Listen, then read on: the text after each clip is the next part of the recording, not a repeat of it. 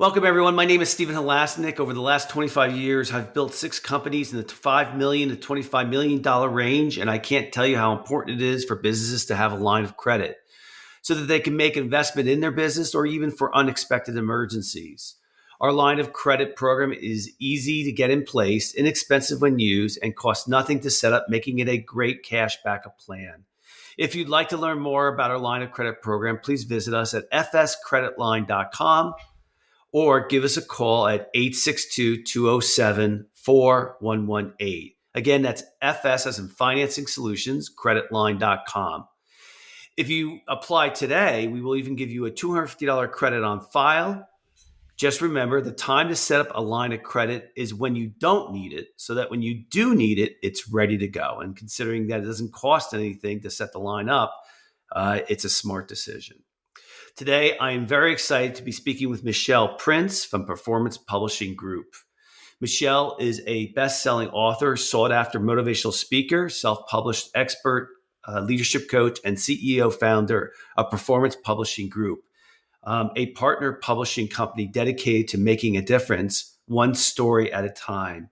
She's helped thousands become published authors through her consulting, courses, seminars, and publishing services, and found the Book Bound Workshop.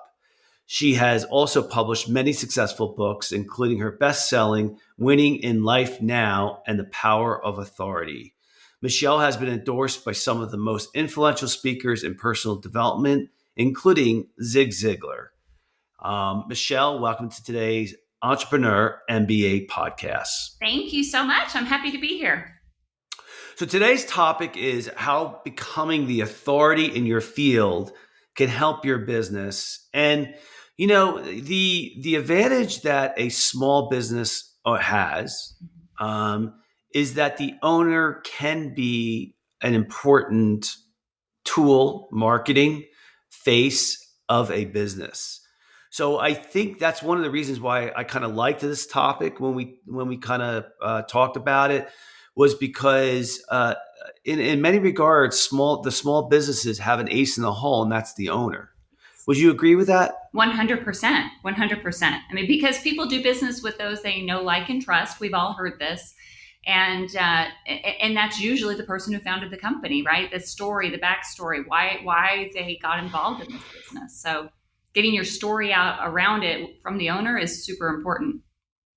Yeah, you know, so many of us, when we first start our businesses, you know, we think, you know, it's such a learning curve. And, you know, you go into it and you think, oh, I want to be $100 million business, or I want to go public. And then you kind of learn, you know, it's not that you give up your dreams.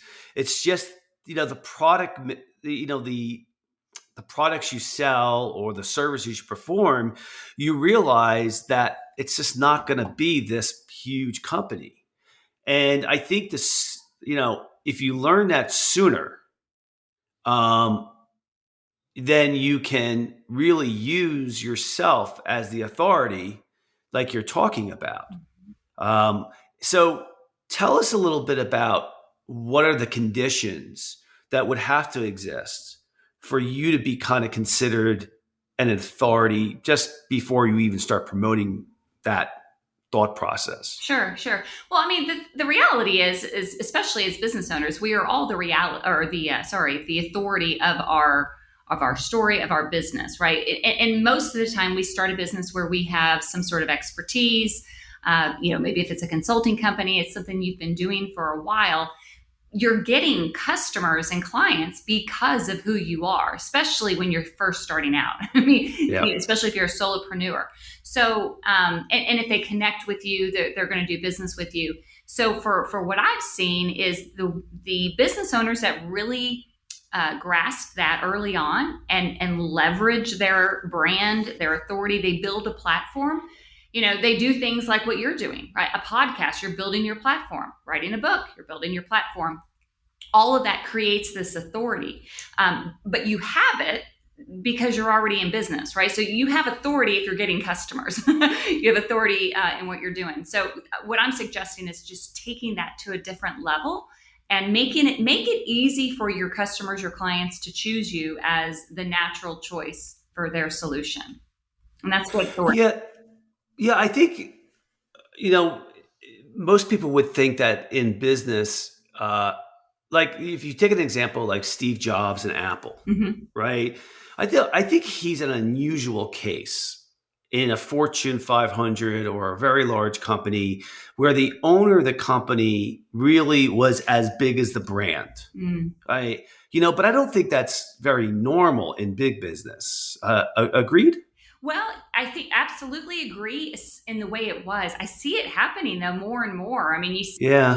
Virgin and Tesla, and Yes. and I think they're realizing the power of their brand.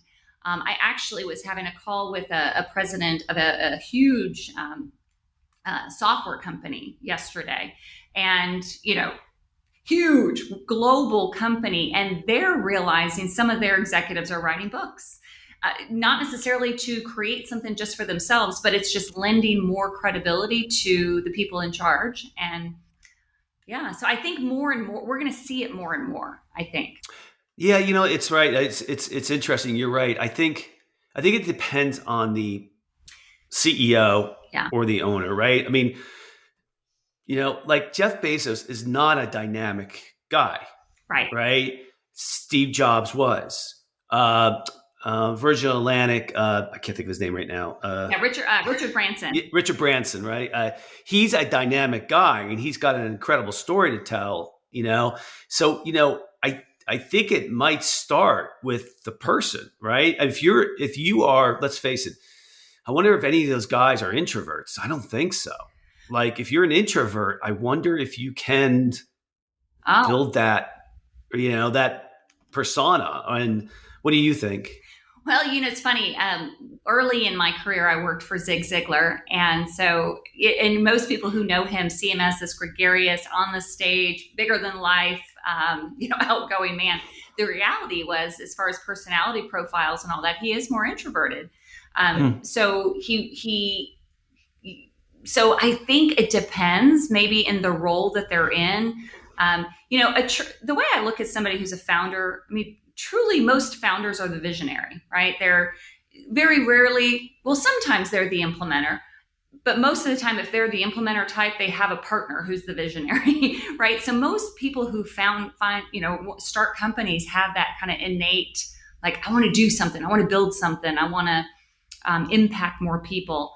And so maybe there's a part of them that, is more extroverted. I don't know. Well, I think you brought up a great point that contradicts what I said, and that is you could be an introvert in your own life, but yet you step on stage and it all comes out. And I think have heard and seen that in certain performers, right? Who Yes. do, who are singers and stuff like that. They kind of are, they're one way in their personal lives. And then when they get on stage, it completely changes. And, and a lot of times, not to scare anybody, but that's from my understanding what causes stage fright as well. Oh. Right. Yeah. Yeah. So anyway, not that I'm an expert on it, but, yeah, yeah. So, I mean, okay. So the conditions again that would have to exist for someone to say, hey, I want to start to build a brand where I'm the authority on something. Again, like what are some of those conditions? Well, anyone can write a book, right? So, and I as a publisher, I come from the sideline of writing books, but this really applies if you're doing a podcast, a blog, anything. It's kind of just getting clarity on, well, what is it that you're sharing with someone personally or professionally that can make an impact? I mean, and that's why, going back to being a business owner, that's usually why you start a business. You have something that you can provide personally, professionally, that can help people.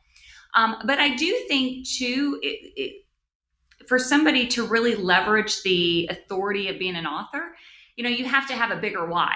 It's not to sell books. And if it is, that's okay. But it doesn't mean that that's, you have to sell a lot of books to really make that worthwhile. So most people, where it makes sense is if you're looking to build a business, if you're looking to scale, if you're looking to sell a business. We've done some books for some CEOs specifically because they wanted to sell their business and they wanted it to be, seen as more valuable because they have a bigger reach. So there has to be a bigger end game than just selling books. But I mean, really, everyone has a story. And every business has a story, and that's usually what attracts the type of customers that are the right fit for you. So I think any condition can really be there, but you have to have the end game in sight. Why are you writing the book? Not just to sell books. Yeah, you ever think that have I wouldn't think this has happened. Has anyone ever come to you and said, "I want to be authority," maybe they wouldn't use those words, but I want to be an authority in my industry, but I don't have an idea. I want to write a book, but I don't know what I'll write a book about. I would think that almost everybody who comes to you already knows that they have an idea of what they want to write about. Is that true or not? No, funny enough. In fact, I'm at Really? a conference room right now because I spent the morning helping somebody figure it out, mapping ideas out. No, I think most people have an idea of what they think that they could write about. And most Yeah. of the time, we go where we have experience. I'll give you an example. So, my whole career, I was in sales. I started working for Zig in sales, actually. And sales just kind of came easy to me early in my career. And so for a long time, I knew I wanted to write a book. And I thought my book would be about sales, maybe cold calling 101 or something like that, because I was good at it. But I had absolutely no passion for it. Every time I thought about doing it, I was like, oh. So it's not about just writing about something you're good at. You have to find something that you have experienced, but you're also passionate about. And sometimes that's a hard process for people to figure out. Before pre-COVID, I was doing live events that we were helping people to unpack that and asking them certain questions. Because every single person who would ever write a nonfiction book, everything that they would put in that book, I'll preface it, unless it's like a legal book or a medical book or something where you have to make a lot of references, almost all of it is in your head.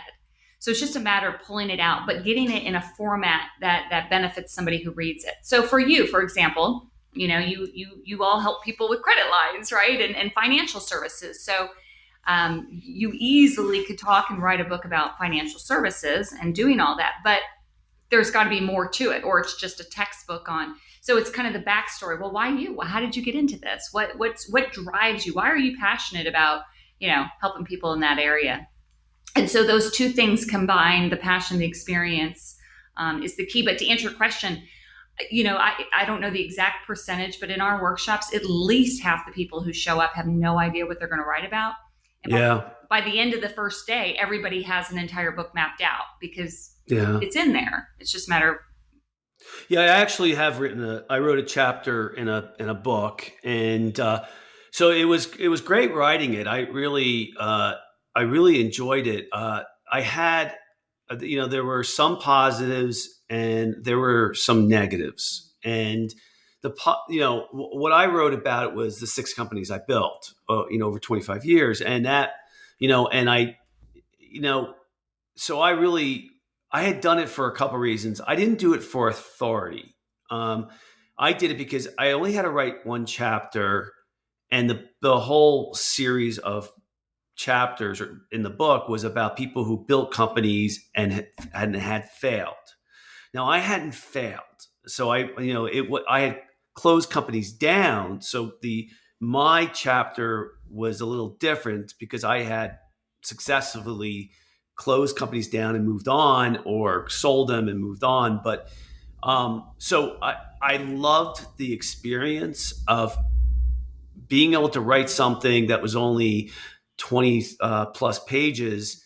And I did it over like a 3-month period every Friday for 2 hours. So I would go to a coffee shop and sit there and just write the book and write the chapter. And I just loved that process because I thought that down the road when I eventually retired, that's something that I thought I would do for a living, and also to get me speaking gigs. Yes. That was one of the things too. And I said, okay, this is a good way for me to kind of get into it now. So it was a very positive experience. The negative experience was that the guy who was putting the book together, the other chapters were not that good. Mm. I thought that they were, we had one person who self-promoted themselves throughout the whole thing Mm, about life insurance. And, it wasn't consistent. And it was, so I'm proud of my chapter, yeah. but I'm not proud of the book. Right. So, and then, it was interesting too. And I'm sure, Michelle, you're kind of maybe aware, of course, of doing this. And that is, they got it on the Amazon best-selling list, but, and I've heard that they've changed the algorithms in regards to that, but, they were able to get it on the Amazon best-selling list for 3 different categories because they manipulated the algorithm by buying all these books at the same time and in these Yeah. unique categories and things. So I do use it, my chapter. So I give my chapter out a lot. I Awesome. don't give the book out Right. a No, lot, totally. so it's my PDF and I can do that. And it's a hard copy book, but I don't do that. And, so it's been a very positive experience. And yes, I will write another, I'll write another book and see how that one goes. But it may not be about myself. So, what were you going to say? Well, I'm I was just sorry. going to say, just from what you said, I mean, for me, I think a natural book for you, I would love to know the backstory of how did you sell or get rid of or benefit, close down companies. And, I'm, as a business owner, fascinated by that. So to me, I always think about a book. What does somebody want to learn from you? And what are the questions most people ask you? You do a podcast, so it's kind of like the same messaging or even the same great content you're providing in a podcast is what probably should go into a book as well. Because not everybody will Yeah. listen to a podcast, but they may pick up a book and vice versa. Yeah, I don't do the podcast for my listeners. I never told anybody. I don't do the podcast for authority. I actually, it's a very strange multitude of different reasons. The number one reason is these podcasts get turned into articles that then go onto my website, which then drive SEO traffic, search engine optimization traffic, and it's less expensive for us to do that than it is to pay a professional writer to start from scratch. So that's the number one reason is lead generation. All right. And so number two is because I really like talking about, I like talking to experts about entrepreneurship. And so I find it fun. It's very interesting to me. And, especially since the COVID days where now I'm working out of my home versus, in our offices, and it allows me to get out meeting people, and it really has been good at replacing the face to face because Michelle and I are talking with this new we use Zencaster, which people who are not aware allows you now to do both video and audio. We record both of these, and the video goes up on YouTube, and the audio goes out to all the podcasting apps. And so it's fun. I really enjoy it. It's not difficult. And then like the third thing is sometimes this is my third year doing this, and I think sometimes you just got to try it because you don't know where it's going to go. And so I actually do 2 podcasts. I do the Entrepreneur MBA podcast and the Nonprofit MBA podcast because we have 2 clients in my business. They're nonprofits and they're entrepreneurs. So I don't really do it because I'm building a brand of authority of Steve Halasnik. Right. It's just I don't think really people care about that. I know I don't care about it. So those were some of the reasons. Yeah. Well, but it's the lead gen, like you said, it's content creation. It's a lead generation, So you're which is using the it, why. Yeah. right, to build the authority for the business online. Yes. And so, Yep. which it does, it absolutely Mhm. does. And so it's the same concept, but you are the face, of the business because of what you're doing and being the person running the show and all. So, Yeah. So and it, for those who are, So let's talk about your part and involvement in helping someone write a book, and those type of things. Tell us a little bit about what we should know. Sure. So there's a couple ways. We have a publishing company. So for those who don't want to, we work primarily with entrepreneurs, business owners, people that want to get their story out and don't necessarily want to learn the whole process. They don't necessarily want to learn how to or where to go get editors and how to buy ISBNs and all of that. So that's a huge part of our business. But I also do consulting. I do half day where for people who really don't know what their story is or they think they know, we'll get on a whiteboard and literally just map the whole thing out so that we can get the chapters, sub chapters, and all that so that they can go write the book. And so really it just depends where they are. The seminars and the digital courses we do are geared towards self-published authors, people who want to do it on their own. And there's nothing wrong with that. So it's kind of like what is the best approach? And so we try to meet everyone, but primarily we're focused on business owners, entrepreneurs, people that really see their book as a business card and want to, use it as marketing as such. And so we help them bring it to life. So tell me about a best practice. Pick somebody that you're thinking of who has written a book, and people might think that's the hard part. Mm-hmm. But after it's written, you don't just let it sit there on the shelf. Tell me a best practice about someone who's really done some innovative things to promote their authority. Great question. Yeah, I can think of several people. One that comes to mind is a doctor, and he's written several books now, but the first book that he wrote was pretty much answering all the questions that people, when they came into his office, would ask. He did people would come from all over. He had kind of a destination practice, and lots of questions of, well, how can you help me? And it was an ongoing type of solution, not just a one and done doctor visit. So he's selling some high ticket packages, if you will.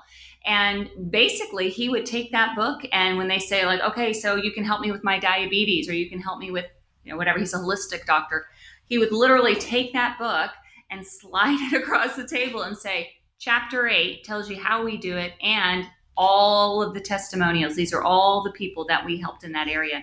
He said that one book alone was the best marketing investment he's ever made, because the return was, he gave us a number, but it was 6 figures plus of just converting business because of that. Another, speaking, for those who do want to speak, because my story and my background and how I started began more on the speaking side of things. We help a lot of folks who want to open those doors. And so giving the book away is sometimes one of the best ways to build a list. I don't have one handy to show you, but one of my books is actually a small book. It's we call them mini books or business card books.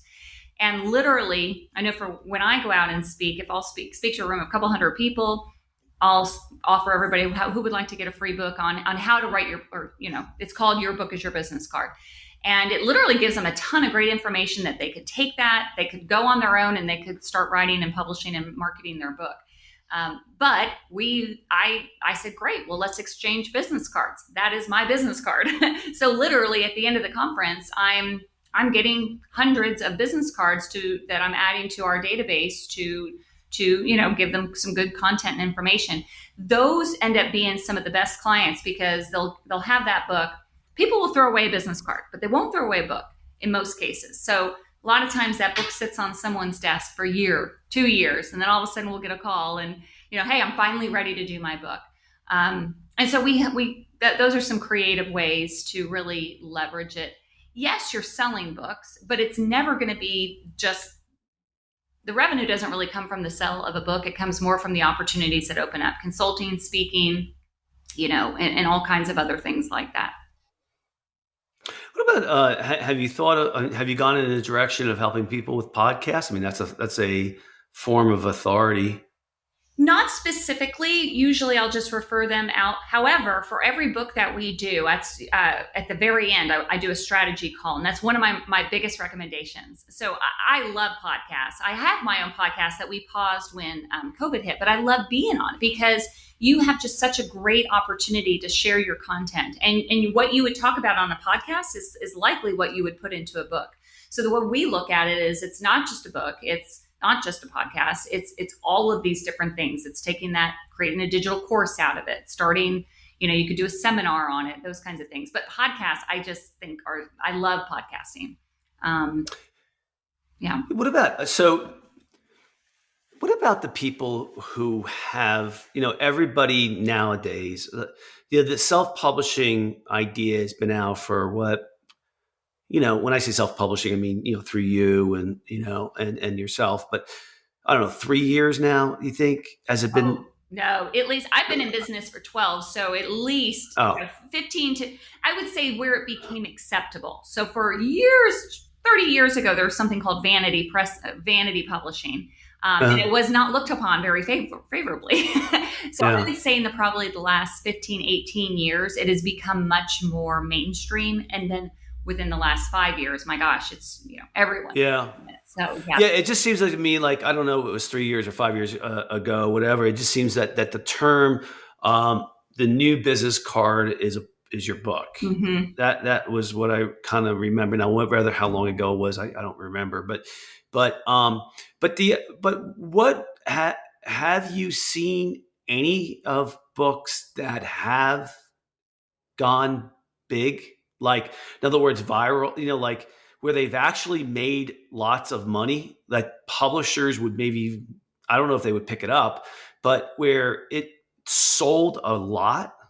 Yeah. Because, the idea is 99.9% of the books that you write, you're not going to make any money off of, right? It's a business card, right? Well, there's a saying, I've read recently that, the average first-time author sells about 500 books in the lifetime of the book. And it's usually to friends and family and all. And that's not that far from the truth if there's no marketing involved. So for somebody who thinks they're going to write a book and all of a sudden they're going to sell all these books, it's very, very, very unlikely. But we do know and have had many, many authors who put a huge marketing effort into it. But to be truthful, they're not the ones who really just, if their dream is to be a New York Times bestseller, there is a place for that, but it's usually not a first-time author. And so, and that's really what we specialize in. We specialize in helping first-time authors. So, I can think of a couple authors who are selling thousands and thousands of books, but they're doing it more back of the room sales when they're speaking, or they are, a lot of times people will include a book when they do a speaking engagement as part of the contract. So they're moving a lot of books, but, somebody just organically finding it with no marketing effort whatsoever and it's selling a ton, not that many. But, what about, so what if you say that is my goal is to go to a publisher. Yes. And to say, I have an idea for a book. I want to write this book and I want you to publish it. What would the conditions have to be, do you think, for the publisher to say, I'll do it? Yeah, great question. And there is absolutely a place for that. In fact, but think of a major publishing house, like the big boys, the ones that have been around forever. It's a business. So unless they can guarantee a return on their investment, they're not going to pick up an author. So they have to have an author that can prove they have a platform. And that's what goes back to building this authority. So if you can prove that your book will sell, 5,000 copies day one because of the platform you've created, they're all over that in some genres, right? So it's a very competitive market. But if you think about the ones that you see on the New York Times bestsellers or the ones who are all over the media, they had a platform before they got picked up in most cases, unless they were a politician, a huge pastor, somebody, well-known. That's usually the case. So there are many, many, many times where somebody self-publishes or they do hybrid publishing, which is kind of the middle ground. And then for their next book, they work with a large publisher. And that's because the publisher needs proof that they're going to be successful before they take them on. Because the difference is, if you're self-publishing or hybrid publishing, you're paying to get your book published. If you work with a traditional publisher, in most cases, they're paying you to write the book. If you're well known, you're going to get a lot of money. If you're not well known, you get a little. But again, it's because they know they're going to make a return on their investment there. So, in fact, even for myself, I mean, I'm a publisher. I can publish books, but I've published 14 already of my own. But I am working on a book right now that I'm maybe going to be working with a publisher on, because the platform is there. And so if you think of it that way, so an author who comes to us, and I've had many conversations with people that I say, you know what, no, don't work with us, don't self-publish. You have an opportunity to work with a traditional publisher. The difference is, traditional publishing, you get 80, they take 80 to 90% of the profit, right? So that's the reality. But if you're moving hundreds of thousands of books, you're not doing it usually for the money. They do own the rights to it, but they have the leverage to get you everywhere. So most people, by the time they have a huge platform, they're willing to give that up in order to be everywhere. And a first-time author usually isn't willing to give up rights to their stuff or the profit. So there's a right, and that's why whenever I talk to people, there's no right or wrong way to get a book published per se. It's just what's best for you and what are ultimately your goals. If you want to be in every Barnes and Noble in all of the America, well, then you probably have to work with a traditional publisher who has those in-store distribution channels. If you just want to be on Amazon, barnesandnoble.com, I mean, you could do that through self-publishing. So it just depends on the goals and how much you're willing to invest. Yeah, what is the how many books do you think you would have to sell, like before the publisher? Like, I don't want to go in reverse here. I want to say is, like, if a publisher knows that your book will sell X amount, then they'll be interested in you. So I don't know the exact number because I think everyone is different, but I have a colleague who is with a traditional publisher, and the number they were floating around was around 5,000 immediately, like not over time. But if you could guarantee, you could sell 5,000 books. So if you think about, I'll use a pastor as an example, because they have a built-in platform where, let's say they launch a book and they have a church that has 5,000-10,000 people there. The likelihood of them moving that many books that quickly is pretty high, because they have the platform, they have the audience to sell to. Whereas, a brand new entrepreneur, small business owner who's still trying to even build a social following may not have that. But the number, I don't know if there's the magic number, but that 5,000 is the number I've heard float around. It's awfully small. I don't think it's difficult to get rid of 5,000 books. I mean, I have a friend. One note, like immediately. Sorry to interrupt you on that, but I don't mean I'm saying pretty quickly. Like yeah.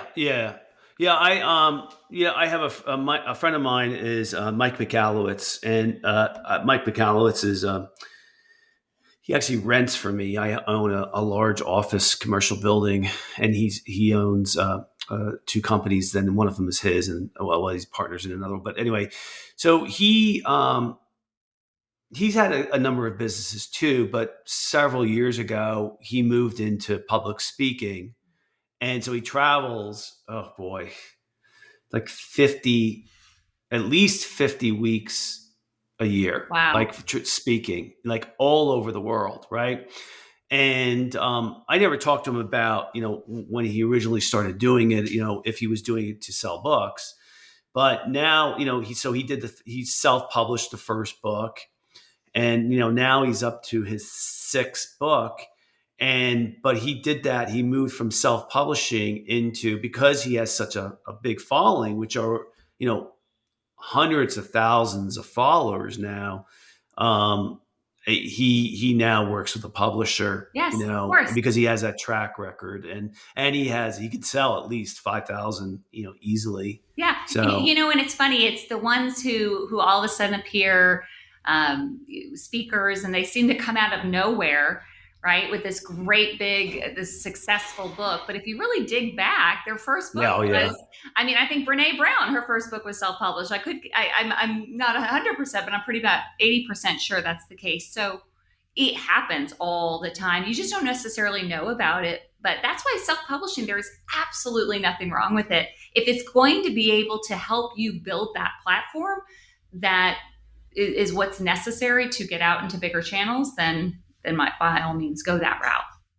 So, what does it cost to do a to quote unquote self publish? What are the costs involved? Yeah, so there's different levels. I mean, to work with, say, like a hybrid publisher, and there's so many different levels. Depends on if you're doing. Do you need ghostwriting? Do you just need editing? It can range. I have some colleagues that their projects started around 30,000. And on the extreme end of self-publishing, you could probably self-publish a book for a tenth of that. We come in probably right in the middle, somewhere in that 10 to 15 range for, depending for the all-inclusive services. But there's a solution at every price point, pretty much. The big factors are what all is included, what kind of a book, hardcover, paperback, is marketing included? Are you doing audiobook? And so a lot of that determines the price, but that's, I mean, it's a huge range. Yeah, yeah. I know. I paid 2,000 for my For your chapter, and chapter. then Yeah. there were several chapters involved. So it was a bargain for me, I thought, because I just it gave me a test to see if I like writing, if I like spending that time doing that, if I liked the product. It was, to me, it was a great opportunity. Now, would I do a chapter like that again? Only if I knew all my artists. Probably not, because I already, you know, the ideas that I would have for my next books are not really about me. Honestly, they're a little bit more about business oriented things. But so anyway, okay, good. Anything last words that you would like to kind of talk to our listeners about, Well, one, Michelle? I love that you brought up that you did a chapter because, at the end of the day, whether you write a chapter, whether you write a small business card book or you write a full book, you are still a published author and you get the same benefits of using Yep. that leverage. Um, And a best-selling. and that's right. Because Amazon, I heard that's very hard to do again. Well, Because the end of the day, all bestseller campaigns, it's marketing, and so yeah. it is what it is, right? But does it help open doors? And if it does, then it's great, right? My first book, best-selling book, but it's a marketing campaign, as we know. Yeah. So, but the point is like just to have that. Whether you're trying to build authority or whether you're trying to sell a business or whatever, to be able to say you're a published author, it doesn't hurt. It certainly doesn't hurt. And then for those who really want to make an impact, personally or professionally, a book is one of the easiest ways to get on stages and open these bigger doors to where you can impact more people. So, I think anyone who has a business, and if you haven't thought about it, should consider having a book. What's interesting is I don't use it at all as an Probably not authority. your chapter book, right? Yeah. Yeah, I don't do it at all, and I've used it for, like, I always use a lot of interns, and so it's interesting. I use a lot of interns because it's like a way for me to give back, Mhm. and I always have them read the chapter because it really gives them, the key advantage is it gives you insight as to the life of an entrepreneur. Mm. That it's not, this glamorous life. It's huge ups and downs. In fact, the number one reaction I usually get from a lot of the interns was like, wow, I didn't know, how hard this was, and I'm like, well, duh, but, they're college Oh, yeah. kids, right? Yeah. But anyway, they, and I've been lucky. I've done well, but I haven't really, it's interesting. I haven't really used it anywhere in my business to build a brand for myself. So anyway, like going back to what you're saying, there are a multitude of reasons of why someone will do it. Yes. Yeah, and for you, I think it's maybe just planting the seeds that maybe if you continue, that you enjoyed the process. So you'll be more likely to maybe do your own full book, which is, if you used any to leverage, would probably be the one you would use. Yeah, Personally. yeah, yeah. Cool. All right, Michelle. All right. Well, thanks for coming on. I think it's a very interesting topic. I would like to thank so very much Michelle Prince from Performance Publishing Group for coming on today's podcast. If you like today's podcast, please feel free to share it with a friend and also subscribe on your favorite podcasting app. And of course, if you're looking for a line of credit for your business, you can call us at 862-207-4118 or visit our website at fscreditline.com. Again, that's FS as in Financing Solutions, creditline.com. Michelle, if anyone wants to get in touch with you, how would they go about doing that? So our website, performancepublishinggroup.com, you can schedule a free strategy call if you're considering writing a book, and that's one of the best ways. Or I'm on Facebook, LinkedIn, all the others as well. Yep, that's Prince, Michelle with two L's, Prince. Great, Michelle. And for our listeners out there, if you're interested in getting new business ideas, I tweet daily about lessons for business owners at Halasnik, which is my name, at Halasnik. And just a good reminder, I mean, I'm a firm believer that every single business out there has to be fantastic at marketing. You have to be great at lead generation. You could have the best product, the best service in the world, but if you can't generate inexpensive leads that turn into clients, you have no business. And to me, you could not have as great a service or not as great a product, but be great at marketing, and you'll have a successful business. And today, Michelle really showed us the way on how to use one of your best resources, and that is the entrepreneur himself or the business owner herself. So everybody have a fantastic day. Get out there, enjoy the great weather, and please take care of yourself. Thanks.